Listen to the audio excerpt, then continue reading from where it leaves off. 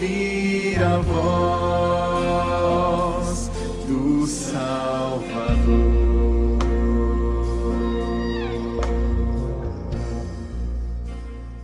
Eu queria que você abrisse a sua Bíblia em Atos 16.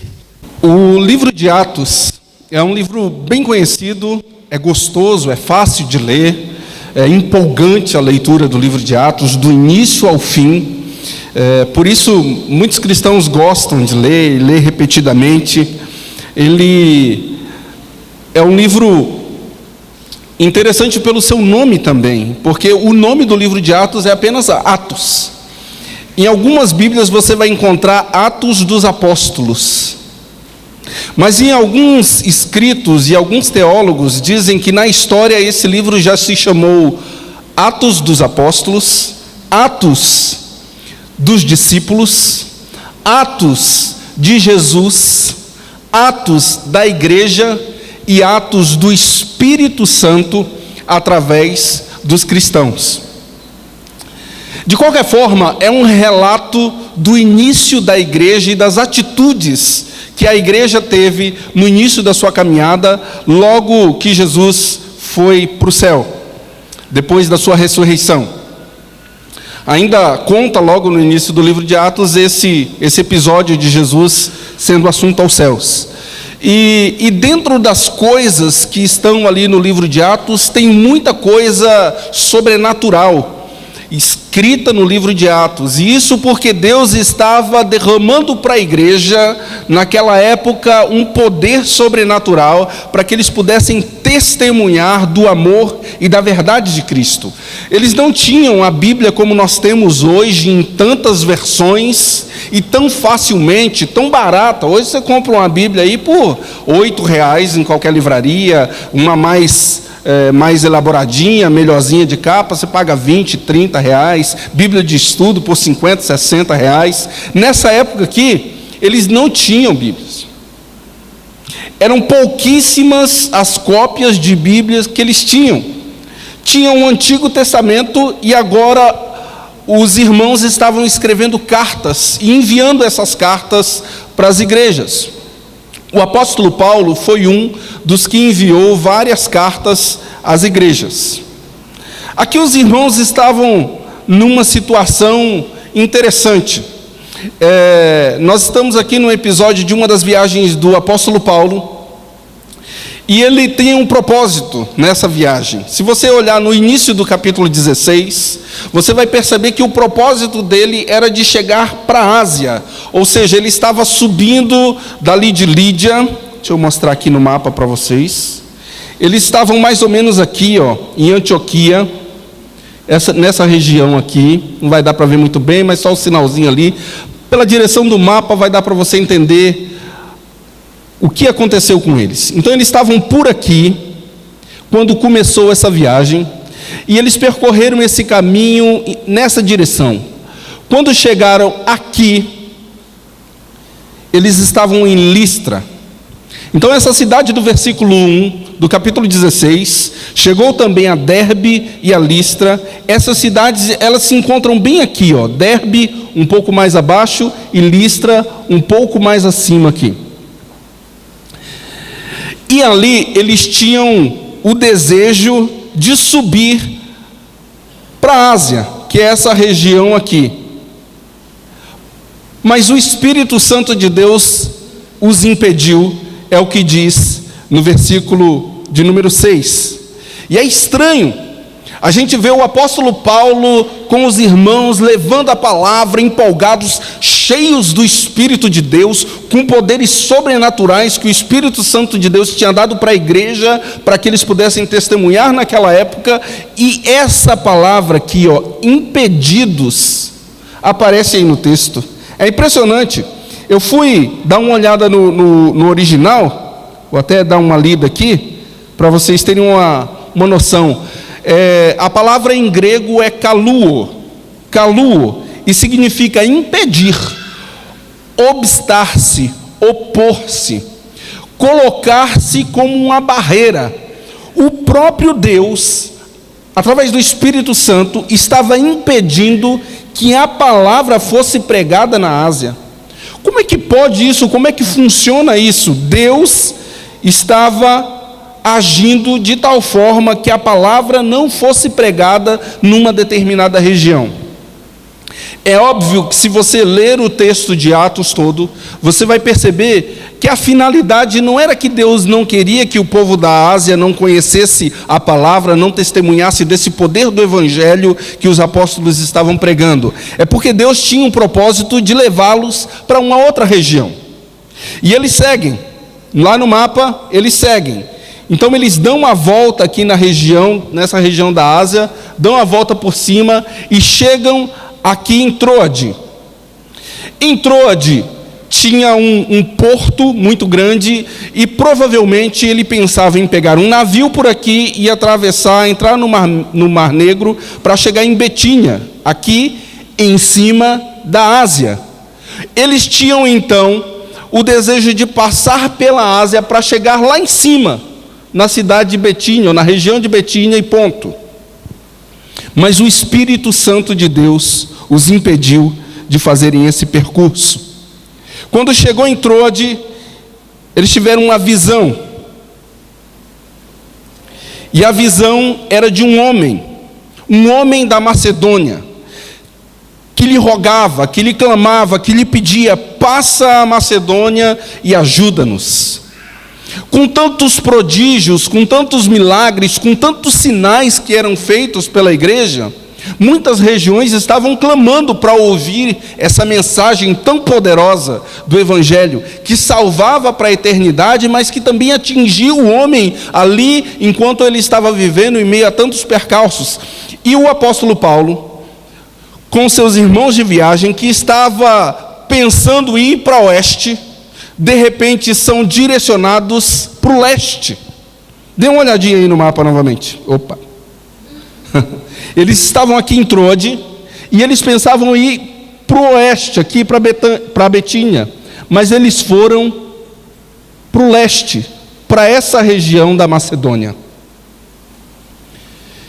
E por conta disso, por conta deles serem guiados pelo Espírito Santo e ouvirem, entenderem que era uma direção de Deus, que Deus estava dando para eles naquele momento, eles responderam imediatamente. Veja aí a palavra, no versículo 10. Assim que teve a visão, imediatamente. É engraçado que o início do versículo 9 diz que foi à noite que eles tiveram essa visão, que ele teve essa visão à noite. E logo que teve a visão, imediatamente ele resolveu ir para a região na qual ele estava entendendo que o Espírito Santo estava direcionando. E foi. E porque ele foi para aquela outra região, nós temos hoje a carta aos Coríntios. Porque ele foi para essa região, nós temos a carta aos Efésios. Porque ele foi para essa região, nós temos a carta aos Gálatas.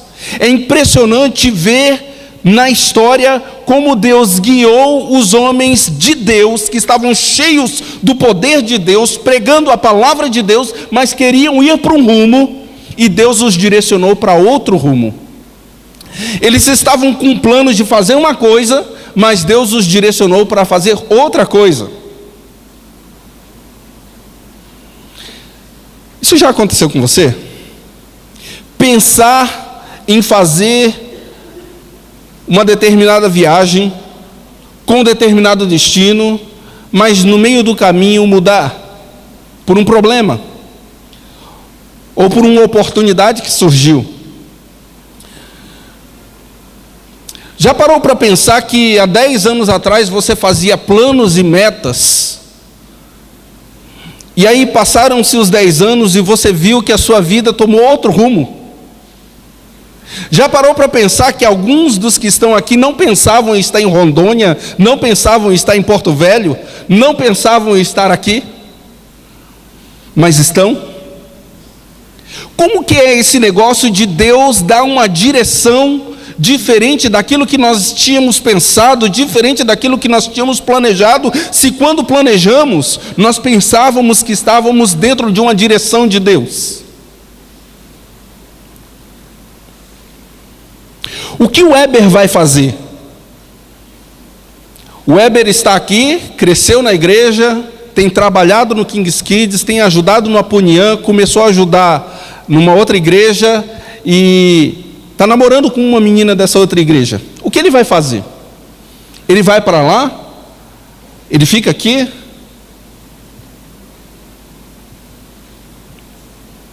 Tem gente que está pensando em mudar de emprego. E na Bíblia não tem nada escrito especificamente, vá para esse emprego, largue essa sua função e vá para uma outra função, faça concurso para uma outra coisa.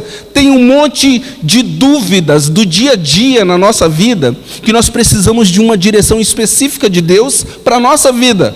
Como é que a gente pode entender qual é a direção de Deus para a nossa vida, quando nós não temos uma palavra específica sobre isso na palavra? Quando um filho fica doente e a gente entende que Deus, Ele pode curar, Ele pode usar os médicos aqui de Rondônia, aqui de Porto Velho para curá-lo, mas de repente você sente que o tratamento melhor seria lá em Goiânia, ou lá em Brasília, ou lá em Barretos. E aí você, por uma direção, por um sentimento, segue em busca dessa direção, em busca desse sentimento, tentando entender se esse sentimento é realmente de Deus ou não.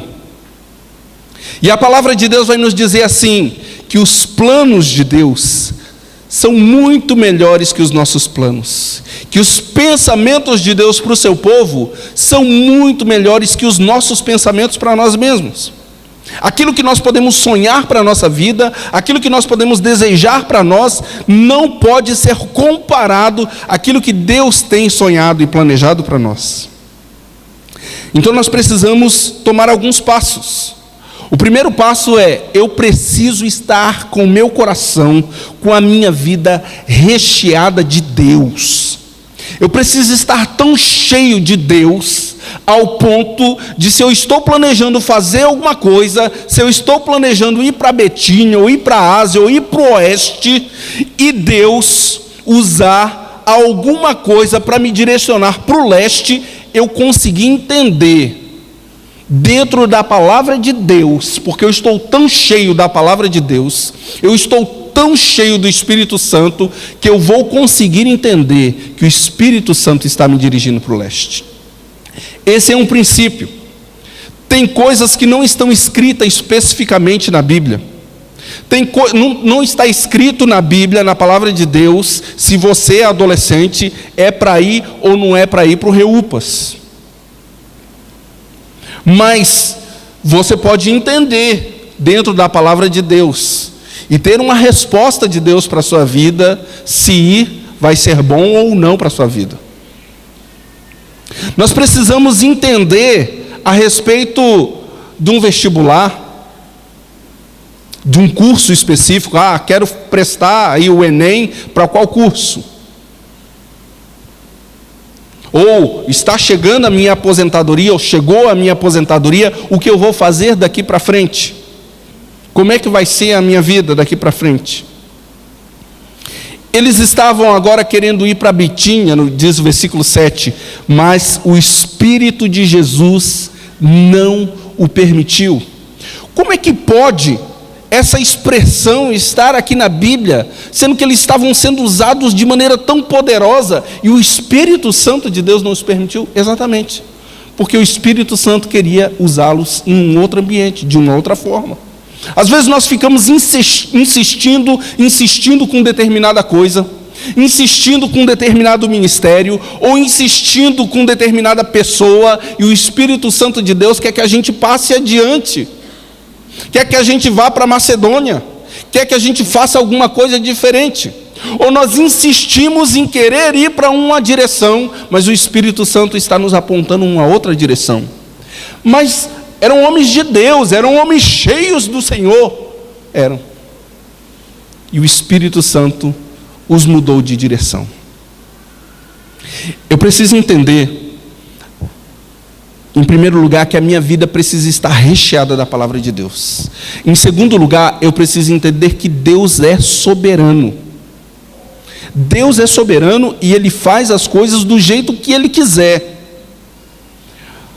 Talvez você pode pensar, mas isso parece muito ilógico. Eles deram uma volta enorme para poder, porque eles estavam querendo ir para lá. Eles podiam ter pego um barco logo ali no início e pronto, ter ido para Macedônia. Era muito mais rápido do que ir por terra. Mas o Senhor usou essa viagem deles por terra. O Senhor abençoou muitas vidas, e em cada cidade onde eles passavam, vidas eram alcançadas pelo Evangelho. Igrejas surgiam, novos líderes nasceram. E eles foram impedidos de ir para uma região, mas Deus os usou enquanto eles estavam indo para outra, porque Deus é soberano. Que lição a gente pode tirar disso para a nossa vida? Você precisa entender que Deus é soberano. Diante de uma tragédia que acontece na nossa vida, na nossa família, Deus continua sendo Deus. Amém? Diante das respostas negativas que temos na nossa vida, Jesus continua sendo Deus. Diante daquelas situações que a gente se pega assim, pensando, meu Deus, mas por que isso está acontecendo? Ou para que isso está acontecendo? E nós não temos uma resposta imediata daquela situação. Nós precisamos entender que Deus continua sendo Deus. Diante da doença, Deus continua sendo Deus. Diante de uma reprovação, ou de uma perca de emprego, ou de uma situação financeira ruim, Deus continua sendo Deus. Talvez você faça um projeto de fazer uma reforma na sua casa e terminar em 1 ano, e já se passam 5 anos, e a sua esposa está buzinando no seu ouvido, porque aquele negócio não termina, mas Deus continua sendo Deus. Talvez você pensou em trocar de carro esse ano e não trocou, mas Deus continua sendo Deus. Nós precisamos olhar para Deus como soberano e deixá-lo ser Deus. O apóstolo Paulo e os irmãos dessa época, no livro de Atos, você vai ler e vai perceber que eles estavam cheios de Deus. E por isso que eu gosto mais de chamar o livro de Atos do Espírito Santo na vida dos crentes. Porque era o Espírito Santo que dirigia, era o Espírito Santo que fazia, não eram os apóstolos que faziam. E os apóstolos tinham a sensibilidade de perceber para onde Deus queria. Talvez o apóstolo Paulo pudesse reclamar com Deus numa outra situação em que ele estava viajando de navio e com um monte de pessoas naquele navio, e o navio afundou por causa de uma tempestade. Ele poderia ter reclamado com Deus, falando: Deus, não está percebendo que eu estou aqui no navio? Eu sou teu servo, estou indo pregar, estou obedecendo a tua palavra, estou obediente ao que você tem falado comigo. Por que eu estou passando por essa tempestade? Por que o mar não se abriu quando eu pisei no mar? Mas ele não fez isso. Ele falou para o capitão: olha, eu estou ligado com Deus, e na minha sintonia com Deus, eu tenho certeza de que nenhum dos que estão nesse navio vai se perder. Talvez o capitão tenha dado uma aliviada, ele disse assim: a gente vai perder o navio vai afundar, mas nenhum dos que estão na tripulação, ou dos escravos que remavam o navio naquela época, nenhum deles vai se perder, vai perder o navio. Sabe, ter essa luz do Senhor, ter essa direção do Senhor, passa por você primeiro ser recheado da palavra, em segundo você entender que Deus é Deus independente da circunstância. Você sempre vai me ouvir falando: Deus é Deus independente da circunstância. A nossa vida não pode ser dirigida, a vida do crente não deve ser dirigida pelas circunstâncias. A vida do crente deve ser dirigida pelo Espírito Santo de Deus. E aqui era o Espírito Santo de Deus, o próprio Jesus, impedindo eles de irem para uma região, porque Deus tinha outro plano. Preste atenção nos planos do Senhor para a sua vida. Eles são sempre melhores. Não existe nada melhor para você do que os planos do Senhor. Como é que está o seu coração em relação ao coração de Deus? Será que você se importa quando você recebe o seu ordenado em o que Deus pensa, em como Deus pensa que aquele dinheiro deveria ser aplicado? Será que nós damos importância para Deus nas pequenas coisas? Esse é o terceiro ponto. Primeiro, ser cheio da palavra de Deus. Segundo, dar a Deus a importância devida como soberano. E terceiro, dar importância a Deus nas pequenas coisas. Às vezes nós queremos ter um casamento maravilhoso e pensamos assim: o nosso casamento vai ser blindado por Deus, e vamos orar, e vamos ler a Bíblia, e vamos ser cheios do Senhor, e os nossos filhos vão ser cheios da unção de Deus, e vão ser pessoas apaixonadas pela palavra do Senhor. Mas e o namoro, como é que é? Talvez se pense em ter uma boa casa, em ter uma boa estrutura, em oferecer uma boa condição para a sua família, mas com o que você gasta o salário que você recebe hoje? Como jovem. Talvez a gente pensa em ter uma boa impressão como crente, um bom testemunho, mas não se importa muito com a roupa que veste, não se importa muito com as palavras que saem da nossa boca, não se importa muito com o que se é postado no Facebook, no Instagram, não se importa muito com o que é falado de você pelo seu comportamento na faculdade ou na escola. Dar importância às pequenas coisas. Tem gente que não faz isso. Tem gente que não dá essa devida importância às pequenas coisas. A palavra de Deus diz que nós devemos ter sabedoria, especialmente para com os que são de fora. Tende sabedoria e aproveitai as oportunidades. Está escrito lá em Colossenses 4:5. Saber aproveitar a oportunidade de ser luz. Saber a oportunidade de ser usado pelo Senhor, saber a oportunidade de deixar Deus instrumentar através da sua vida para criar reparos no mundo, na vida de alguém. Você ser uma ferramenta de Deus no mundo, ser uma ferramenta de Deus para a sua geração. O apóstolo Paulo e os irmãos que estavam nessa viagem, eles tinham uma meta, tinha um plano, mas eles submeteram esse plano ao Senhor.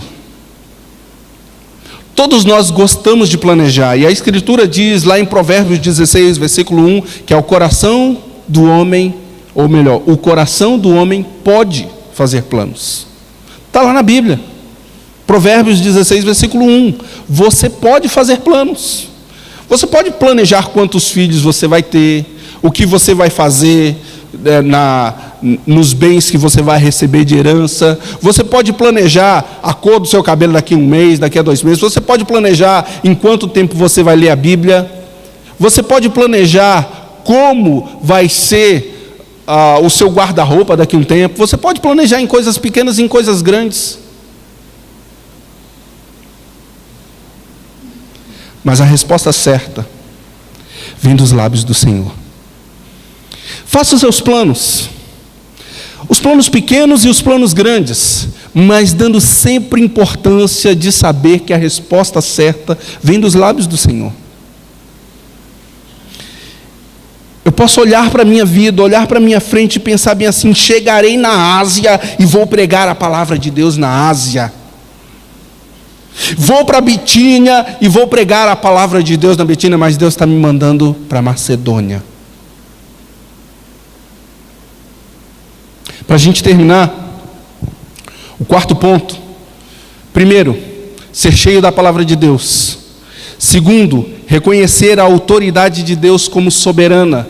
Terceiro, dar importância a Deus nas pequenas coisas. E quarto, focar nas coisas celestiais.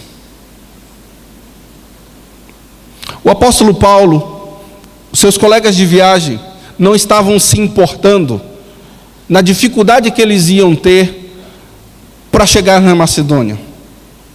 Eles não estavam se importando com a oposição que eles iam encontrar quando chegasse lá na Macedônia. Eles tinham um plano de ir para Betínia, mas agora o Espírito Santo estava apontando para um local e eles teriam que investir alguma coisa para chegar nesse local. Mas eles investiram porque eles estavam querendo fazer a vontade do Senhor. Nos planos para a sua vida, quando você para pensar nas coisas do Senhor? Quanto tempo você gasta investindo nas coisas do Senhor? Quanto tempo você investe para as coisas do Senhor? Quanto de financeiro você investe para crescimento nas coisas do Senhor? Quanto dos seus planos e dos seus projetos estão em alcançar a vida de outras pessoas que estão em outros lugares?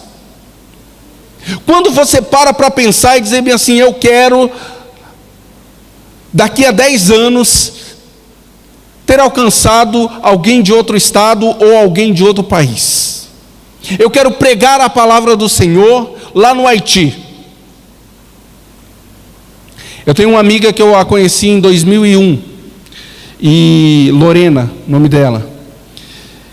E ela era uma menina muito graciosa, muito cheia de Deus, muito desejosa de viver os planos de Deus. E naquela época ela tinha 15 anos, e ela falava que queria fazer medicina. E na família tinham vários médicos, e eu perguntava para ela, por que você quer fazer medicina? Ela falou assim, porque é uma profissão que vai me dar recursos e condições de servir em diversos lugares do mundo, e eu quero servir ao Senhor em diversos lugares do mundo. Hoje ela trabalha tantos meses e dedica tantos meses como missionária em alguma região. Ela acabou de voltar do Haiti. E uma das nações que ela planejava naquela época, em 2001, quase 15 anos atrás, era pregar no Haiti e em Cuba. Ela sempre falava dessas duas nações, que ela queria pregar lá nessas nações. Juntou com seu irmão, juntou com a sua mãe, com mais alguns amigos e foi.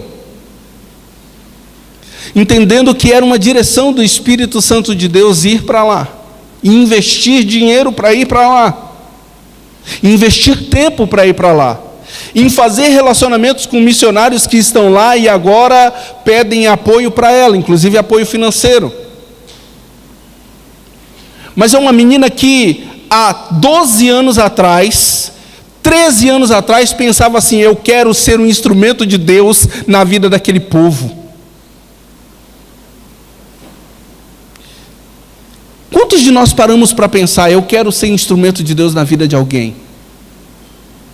Eu quero me preparar esse ano para estar pronto, tão pronto para pregar o Evangelho, que quando eu for viajar para o Nordeste, para o Sul, para o Centro-Oeste, quando eu for visitar minha família, eu poder pregar a palavra de Deus com autoridade, com unção.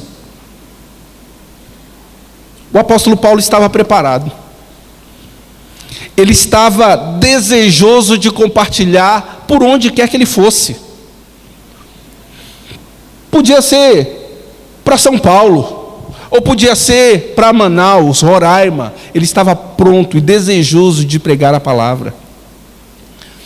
Será que quando você vai para a academia fazer a sua musculação, você pensa em levar um bilhetinho para o seu instrutor lá de educação física?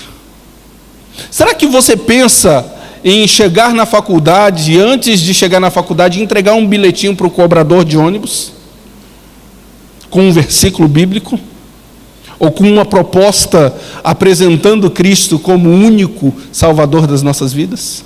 Será que a gente está se importando com as pessoas que estão passando necessidade?